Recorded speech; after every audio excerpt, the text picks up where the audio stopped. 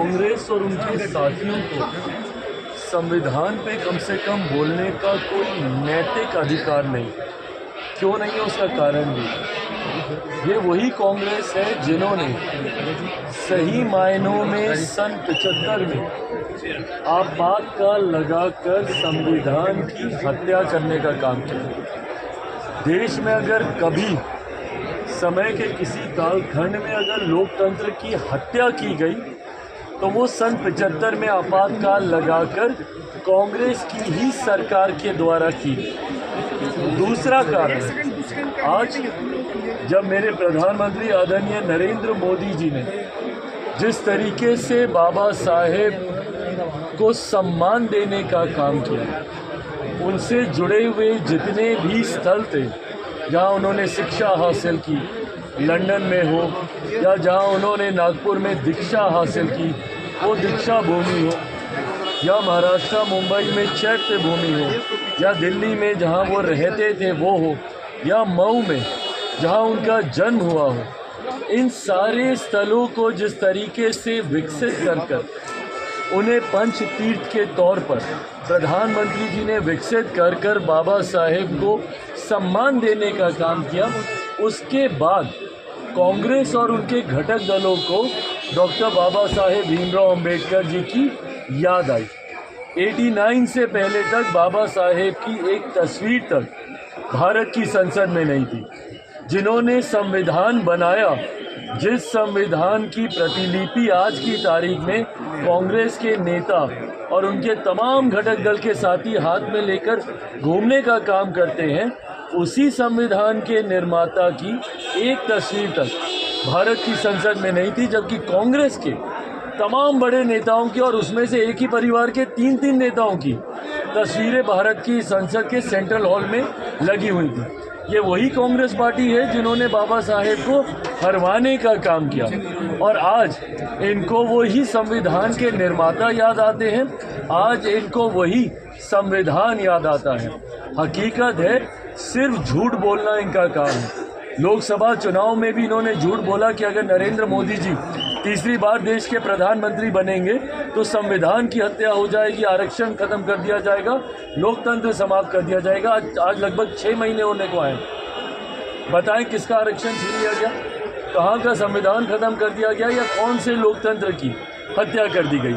सिर्फ झूठ बोलना कांग्रेस और इनके घटक दलों का काम है, और यही परिणाम, यही कारण है कि महाराष्ट्र जैसे राज्यों में जहां इनके बड़े से बड़े घटक दल एक साथ हैं, वहां पर इनकी इतनी बड़ी हार होती। हरियाणा जैसे राज्यों में जहां एक तरफा इनको समर्थन मिलना चाहिए था, वहां इनकी बड़ी हार होती है। क्यों? क्योंकि धीरे धीरे जनता अब इनके झूठ को समझ गई है। इसीलिए आज संविधान दिवस, आज से पहले मुझे बताइए किसने बनाया था संविधान दिवस? जब तक नरेंद्र मोदी जी की केंद्र में सरकार नहीं आई थी, 26 नवंबर को कोई याद भी नहीं करता था, कोई जानता भी नहीं। संविधान दिवस मनाना तो बहुत दूर की बात है, इन्होंने कभी इस दिवस का जिक्र तक नहीं किया। आज जब मेरे प्रधानमंत्री जी के नेतृत्व में बार बार इस संकल्प को दोहराया जाता है कि देश चलेगा तो सिर्फ संविधान के आधार पर, उस बात से विपक्ष और कांग्रेस के नेता, राजद के नेता बौखलाते हैं, घबराते हैं। आनंद मोहन ने कहा है कि चिराग पासवान ने एनडीए के उम्मीदवारों को ही दरकिनार किया, हम लोग के उम्मीदवार के पास आए तक नहीं चुनाव के प्रचार के लिए। सर पहली बात तो वो किसी राजनीतिक सक्रिय राजनीति से वो जुड़े हुए नहीं हैं, उनकी बात पे किसी प्रकार की प्रतिक्रिया देना कोई ज़रूरी नहीं है। पर हाँ, उनके परिवार के कई सदस्य सक्रिय राजनीति में हैं, और वो ऐसे घटक दल में हैं जो हम लोग के गठबंधन का हिस्सा है। ऐसे में सुझाव बस इतना देंगे, जिनका आप जिक्र कर रहे हैं वो हमारे मुख्यमंत्री जी की कृपा पर जेल से वो बाहर आए हैं, और किस संगीन आरोप में वो जेल के अंदर थे। ऐसे में पुनः उसी समाज से आने वाले लोगों पर, जिस समाज के ऊपर उनके ऊपर आरोप लगे थे, पुनः उसी समाज के लोगों पर जब वो एक उंगली उठा रहे हैं कि उन्होंने किसका साथ दिया, नहीं दिया, मैं बस उनको इतना सुझाव दूँ कि वो खुद एक राजनीतिक परिवार से आते हैं, भले खुद सक्रिय राजनीति में नहीं हैं, और उनके परिवार के सदस्य आगे भी चुनाव लड़ना है, सब करना है। ऐसे नाम लेकर पासवानों के ऊपर इस तरीके से उंगली उठाना, पासवान समाज के ऊपर इस तरीके से उंगली उठाना, मुझे नहीं लगता कि गठबंधन में, क्योंकि उनके परिवार के सदस्य हैं, ये उचित है। बाकी उन्होंने जो कहा नहीं कहा, जैसा मैंने कहा वो सक्रिय राजनीति में नहीं है, तो उनके जवाब देना कोई जरूरी आरक्षण नहीं। को लेकर के तेजस्वी यादव कह रहे हैं 85% जो है वो देना चाहिए, एक बिल लाना चाहिए विधानसभा में जिसको और हम इसे लोग सब पास कर दें आरक्षण को। मेरी समझ में नहीं आता कि जब ये लोग सरकार में होते हैं, ये सारी सोच इनकी जहन में तब क्यों नहीं आती है? ये तमाम चीज़ें विपक्ष में जाने के बाद इनके संज्ञान में क्यों आने लगती है?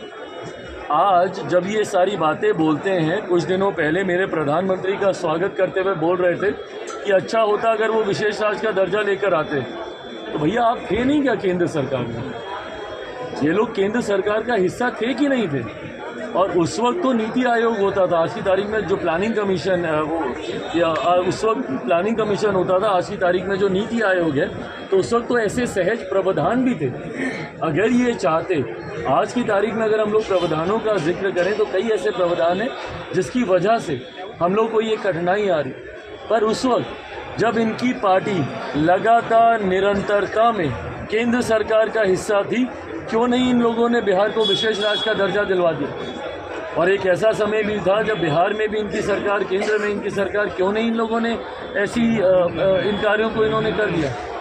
ये बातें कहने के लिए और जब अपना समय आता है करने के लिए कुछ और।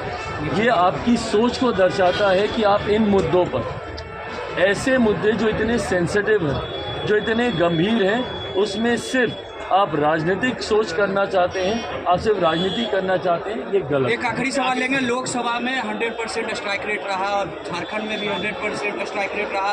बिहार की तैयारी जो आपने शुरू कर दी है, प्रभारी जो है आपने फिर से अरुण भारती जी